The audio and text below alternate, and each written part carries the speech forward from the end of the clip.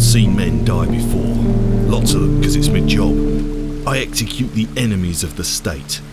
Of course, enemies of the state's a coverall, a phrase to mean we execute anyone and everyone we don't like. Rome rules, and seeing our power displayed in the bodies of the dead tends to keep people in line. But this one was different. The other two were just like everyone else we crucified, pleading, panicking, promising, cursing and threatening as we nailed them in place. But not this man, Jesus. When he was passed on to us to crucify, already he was in a bad state.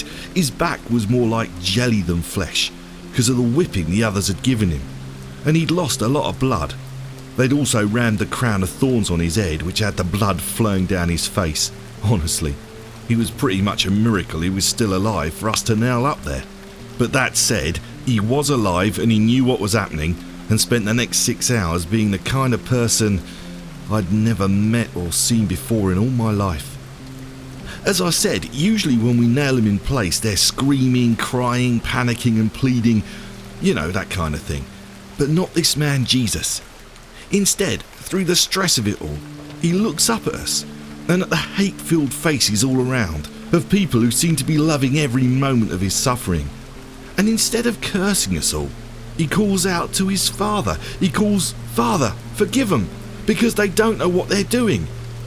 It took a moment to sink in, but then I realised that this Father he was talking to was God. He was pleading to God for God to forgive us. I'd never heard anything like it. Forgiveness and no hate. I shook my head in wonder and got on with my job. One of the perks of the job is that whatever the ones we're to crucify have when they get to us, we get to keep. So having stripped them, we got down to divide up their clothes between us, probably worth a few pennies. But this Jesus had a really nice garment woven all in one piece, and we didn't see the point of ruining its value by ripping it up to share between ourselves, so we threw dice to see who'd get it. I guess it was my lucky day. As I was smiling to myself at my good fortune, I noticed Jesus once again. He couldn't care less about his clothes. Instead, he's looking towards some people in the crowd. I turned to see who he was looking at, and there in the crowd were some people whose sadness seemed to flow from their faces. I guess it must have been his family, some women and a man. Now, once you're on one of them crosses, life ain't easy because they're designed to give maximum pain. You breathe in okay, but to breathe out you've got to push down on your feet nailed in place. So breathing's a bit of an issue, which also means speaking's pretty tough. But Jesus sees these people and looks with such love towards one of the women. It didn't take a genius to realise it was probably his mother. And he says, "Dear woman." Then he indicates with his head to the man standing nearby her and carries on, "Here is your son." Then he turns his eyes to the man and with a knowing look he says, "Here is your mother." At that, the man moved next to the woman. Even as he was dying, this Jesus was still looking after his family. Honestly, the next thing that happened had me shaking my head in disbelief. You see, the level of hatred towards this Jesus bloke was off the chart. All kinds of well-to-do people coming by to shout out all kinds of stuff at him. Even the criminals on the other two crosses mocked him, at least at first. But then one of the criminals stopped his mocking. Maybe he heard what Jesus said to us and to his mother. Or maybe it was the hatred of the leaders, I don't know, it's beyond me. But for a while, this other criminal just watched and listened. Then he seemed to just snap. The first criminal had been using his energy up, throwing hate at Jesus along with all the others. But then this second criminal takes a breath, pushes down on his feet, and almost as if he doesn't feel it, he shouts at the first criminal, "Don't you fear God? We've been condemned the same as him, yet we deserve it for all the things we've done. But this man's innocent." That shut the other one up for a while. Then this criminal turns as best he can towards Jesus, and pushing down again so he could speak, he asks, "Jesus, remember me when you come into your kingdom." Kingdom? What kingdom? He seems to think that Jesus was some kind of king. Maybe it was the sign the governor had nailed on the cross above Jesus' head, which read, "King of the Jews." It was all a bit beyond me and I just snorted. Anyway, I knew what this man was like. He was scum. He was right. He did deserve to be on that cross, and there was no way I could see Jesus was wanting to talk to the likes of him. But again, Jesus didn't follow the rules. Instead, taking a breath and pushing down on his own feet, Jesus turned as best he could toward that criminal and said, "I tell you the truth.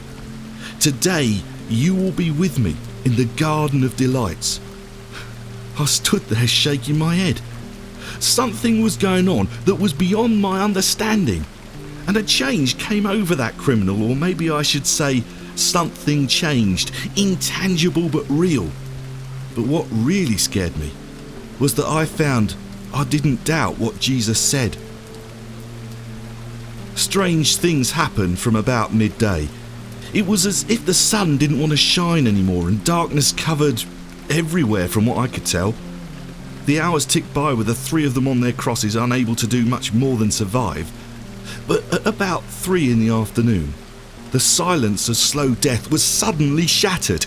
Jesus cried out in a way that seemed impossible. And he cried out in words and a language I didn't know, but they were words from deep inside him. It was as if the whole of Jesus sobbed them out, words of a broken heart. He cried out, "Eli, Eli, lema sabachthani," which I later found out means, my God, why have you forsaken me?" Things were moving fast for Jesus. You could tell the end was close. And now, from hours of bleeding and dying on the cross, gently he said, "I'm thirsty." And someone lifted a sponge up to him to take a drink. When people die from crucifixion, usually it's a quiet affair as they expire. But as I said before, Jesus wasn't following the rules, because after he'd had a drink, it was as if there was a change. Moments before, it was as if his heart was broken, but then, with power, a strength the likes of which he shouldn't really have had, he cries out, "It is finished." I didn't know what was finished, but there was a new strength in him, a joy of some kind. Somehow, whatever he'd done or finished had changed everything. Then once again in a loud voice, not a moan or a murmur like the others died, clearly and for all to hear, he cries out, "Father, into your hands I commend my spirit." Then it was as if he dismissed his spirit, and then he was dead.